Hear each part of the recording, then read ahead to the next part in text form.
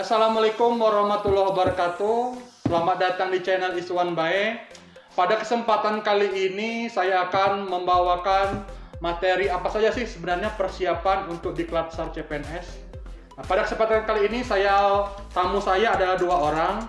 Ini yang bapak ini merupakan peserta diklat SAR sebelum masa pandemi.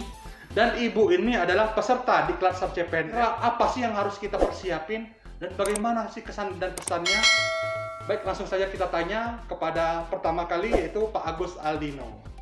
Ya, Pak Agus Aldino, kira-kira diklat SAR CPNS ini seperti apa sih? Apa sih artinya?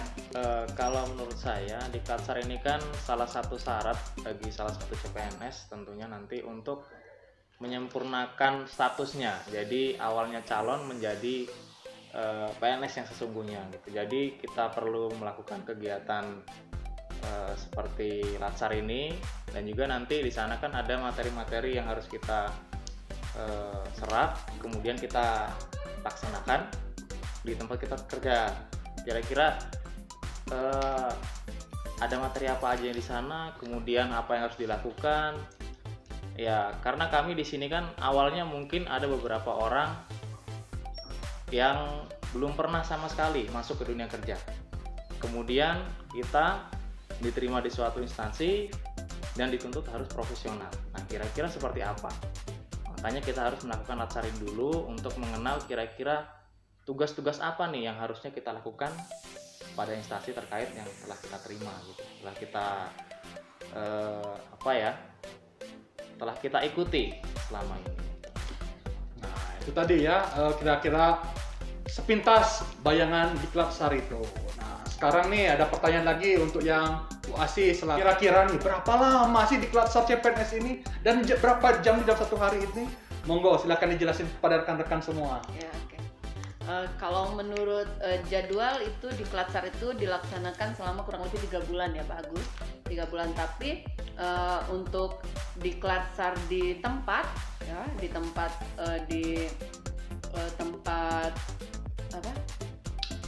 tesnya itu, bukan tes, di tempat diklat itu kita di sana 3 minggu Pak. 3 minggu.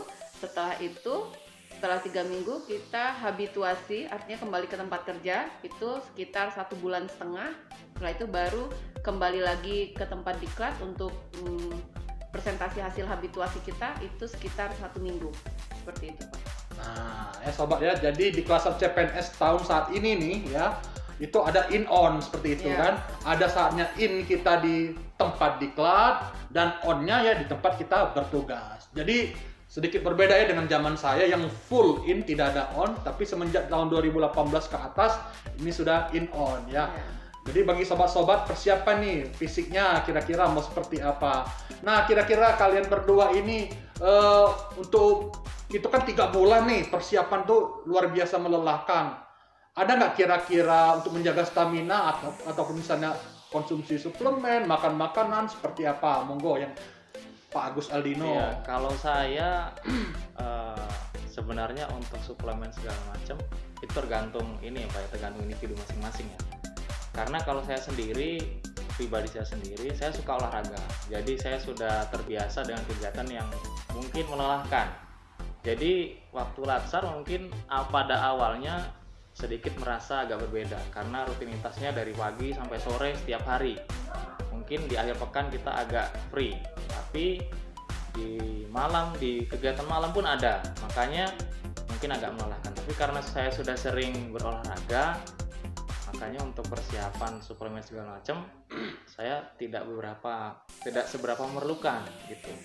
Ya mungkin istirahat yang cukup, kemudian makanannya dijaga. Sehari kita kan di sana dikasih makan 3 kali sehari. Nah, tapi kalau misalkan kita ada tugas untuk malam, saya mengakalinya mungkin karena kita dalam hotel tidak boleh keluar, jadi pesen GoFood Pak waktu itu gitu kalau saya. Nah, mungkin berbeda dengan Bu Asi, kira-kira gimana? Mungkin di masa pandemi ini agak berbeda ya Pak, jadi nggak terlalu padat untuk kegiatan malam mungkin. Jadi kegiatan waktu latsar 3 minggu itu dimulai dari jam 5. Jadi setelah sholat subuh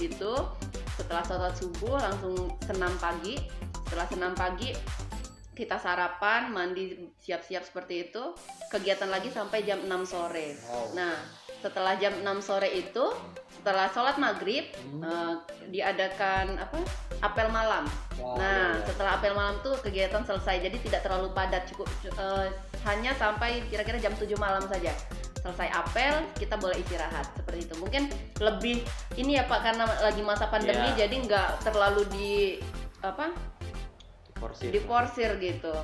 Selama mengikuti di Klatsar ini pasti ada sih materi-materi yang disukai, ya kan. Nah, kalau zaman saya dulu, saya sangat menyukai materi pelayanan publik. Nah, sekarang kita tanya nih, bagi rekan-rekan yang sudah baru ini melaksanakan di Klatsar, materinya apa dan kenapa yang dipilih seperti itu? Ya, kalau saya suka dengan anti korupsi, Pak. Karena seringkali anti korupsi ini kalau guru sering tidak terasa ternyata kita sudah melakukan gitu. Nah, contoh seperti ini. Misalkan kita pada suatu pagi harus melaksanakan pembelajaran tepat jam 7.30. Nah, kemudian tidak terasa kita sampai di sekolah sudah lewat jamnya 7.35 misalkan. Nah, itu kan sebenarnya sudah mengurangi waktunya, waktu yang harus kita berikan untuk anak, gitu kan.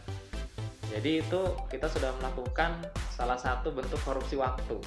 Nah, itu aja dari hal kecil, makanya saya suka dengan anti korupsi ini. Kira-kira seperti itulah menurut saya. Oke, dari Bu Asi? Kalau saya itu suka materi saya suka materi pelayanan publik, Pak. Ya, alasannya di materi itu kan kita diajarkan seperti itu ya. Jadi sebagai calon pegawai, calon ASN itu kita harus melayani dengan sepenuh hati seperti itu, Pak. Jadi kalau kita di bidang keguruan ini, bidang guru ini, jadi kita belajar melayani siswa ya seperti itu. Jadi kalau mereka bertanya apa, kita melayani dengan sepenuh hati, tidak judes, tidak jutek seperti itu. Selanjutnya kalau ada pertanyaan dari wali murid juga seperti itu, yang bertanya tentang info-info tentang sekolah kita atau tentang apapun yang mereka butuhkan, kita bisa memberikan info dengan jelas. Nah, itu juga termasuk salah satu pelayanan publik seperti itu.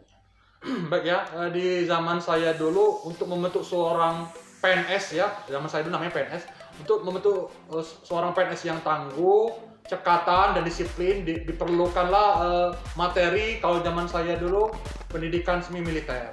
Nah, pastinya mereka ada materi seperti ini. Kalau zaman saya dulu ya baris-baris, ya terus jalan jongkok, terus lagi hormat bendera, ya pokoknya intinya yang berhubungan dengan militer. Nah, sekarang kita akan tanya nih sama mereka dua, mereka ngalamin nggak seperti itu? Monggo. Ya, kalau kami masih mengalami Pak itu. Mungkin berbeda konteksnya. Kalau dulu waktu Latsar saya nama materinya itu bela negara. Kami dilatih oleh salah satu dari Korem waktu itu. 2 orang waktu itu yang latih kami, ada baris berbaris, kemudian cara upacara di dinas, di sekolah seperti apa. Kemudian dikasih contoh, kita disuruh praktek kemudian. Nah, setelah itu waktu baris berbaris, nah itu kami juga ngambil tempat itu yang kira-kira jangan sampai ada pohon yang rindang di sekitar kami. Jadi seperti di lapangan, benar-benar kita harus siap fisik di situ. Ya. Siap fisik itu sampai sekitar setengah hari sampai jam 12 siang. Nah, kemudian setelah selesai nanti di sana kita disuruh makan juga ala semi militer, Pak. Jadi ada waktunya. Ya, kalau saya dulu sempat mengalami seperti ini. Nasi kotak di depan, kita baris berhadap-hadapan. Jadi dibagi 4 kelompok berhadapan semua. Kemudian nanti ada 1 orang yang mimpin doa. Nah, makannya dikasih waktu 3 menit, Pak. 3 menit harus selesai. Kalau tidak selesai, nanti ada hukuman. Dan di Klaksarsi ini kan merupakan syarat lulusan seorang CPNS menjadi PNS atau calon ASN menjadi ASN. Pastinya ada dong persentase penilaian. Nah, kita mau tahu nih berapa sih persentase penilaian dalam di Klaksar CPNS ini agar seorang ASN, calon ASN naik statusnya menjadi ASN. Monggo, siapa yang mau jelasin persentase penilaian? Kemarin sudah dituturkan sama WI-nya Pak ya, untuk persentase penilaian di Klatsar itu Yang pertama itu ada kehadiran Pak. Jadi kehadiran itu bobotnya itu sekitar 30%. Jadi setelah itu kita ada post test. Jadi sebelum perancangan aktualisasi itu ada post test dulu. Post test itu bobot penilaiannya 10% ya, 10%. Selanjutnya ada rancangan aktualisasi yang kemarin ini rancangan aktualisasi itu bobot penilaiannya juga sama seperti kehadiran 30%. Jadi untuk yang terakhir ada aktualisasi. Jadi aktualisasi itu bobotnya penilaiannya 30% juga. Jadi semua totalnya kalau terpenuhi. Nah, jadi nilai minimalnya berapa nih seorang calon ASN itu? Nilai minimalnya? Ya. Ya kalau kemarin yang saya ingat itu minimal 80%. Minimal 80% nanti. Kemudian setelah ada penilaian, nah setelah kita selesai hasil aktualisasi, kita sudah presentasi, kemudian penutupan. Nah, di saat penutupan itu biasanya sebelum pulang ada pengumuman Pak. Pengumumannya itu biasanya berkaitan dengan selama laksar ini kan ada persentase penilaian tadi. Nah misalkan ada beberapa orang yang nilainya itu terbaik, ada 5 orang biasanya, nanti akan diberikan reward, semacam reward. Ya, ini ya yang pentingnya kira-kira nih bagi rekan-rekan semua yang belum melaksanakan diklat, kira-kira apa sih tips dan triknya selama ini? Yang apa yang harus dipersiapin, terus lagi bagaimana kondisinya, bagaimana persiapan yang lainnya. Monggo siapa yang mau jawab duluan? Oke, saya dulu. Ya, kalau saya karena waktu itu sebelum pandemi dan juga kegiatan banyak ya Pak ya, dari pagi sampai sore, kemudian malam masih ada kegiatan, apel segala macam.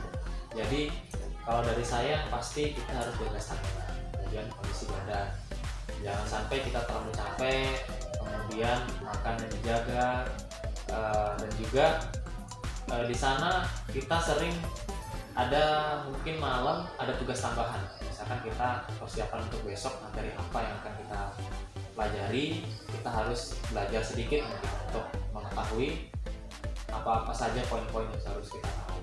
Nah, jadi pada saat malam, mungkin karena kita sudah lewat dari jam makan malam, kami mengakali kalau di situ mungkin makanan tambahan kami GoFood Pak waktu itu. Ya.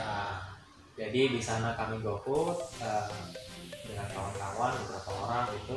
Karena kita selama diklat kita tidak diperkenankan untuk keluar dari hotel. Iya, pasti. Mungkin waktu itu kita mungkin dikasih yang free itu Sabtu sore sampai Minggu malam. Sabtu sore sampai Minggu malam. Jadi kurang lebih sehari. Nah, itu untuk yang free. Selain hari itu semua full. Jadi harus jaga stamina, makanannya dijaga, jangan sampai istirahat juga harus cukup Pak. Ya, jadi manfaatkan waktu istirahat. Kalau kita sudah selesai berkegiatan, jangan dilakukan kegiatan yang mungkin menguras energi kita, kayak nongkrong atau ngobrol-ngobrol yang terlalu santai, itu kadang kita lupa waktu. Jadi harus dijaga itu.